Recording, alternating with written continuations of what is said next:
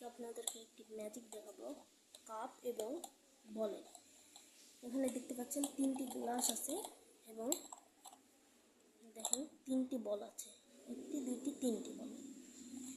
এখন আমরা দেখাচ্ছি এই গ্লাসটা ফাঁকা রেখে দিলাম, এই গ্লাসটা ফাঁকা রেখে দিলাম, এই গ্লাসটা ফাঁকা রেখে দিলাম।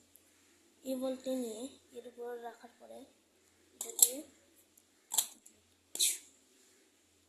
দেখতে পাচ্ছেন উপরে যে বলটি রেখেছি সেটা নিচে চলে আসছে।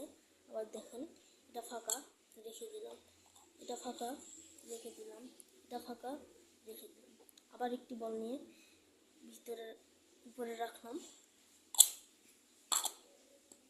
ভিতরে ছিল একটি, আরেকটি উপরে রাখলাম, হয়ে গেল দুইটি। আবার দেখেন গ্লাসটি ফাঁকা রেখে দিলাম, গ্লাসটি ফাঁকা রেখে দিলাম, এই গ্লাসটি ফাঁকা রেখে দিলাম। আবার একটি বল নেওয়ার পরে দিলাম, দুইটি ছিল, বল হয়ে গেল তিনটি। আবার দেখেন এই গ্লাসটি ফাঁকা রেখে দিলাম, এই গ্লাসটি ফাঁকা রেখে দিলাম, এই গ্লাসটি ফাঁকা রেখে দিলাম। ইনভিজিবল বল আছে যেটা আমরা এই গ্লাসের ভিতর ছুঁড়ে মারব। দেখতে পাচ্ছেন চারটি বল।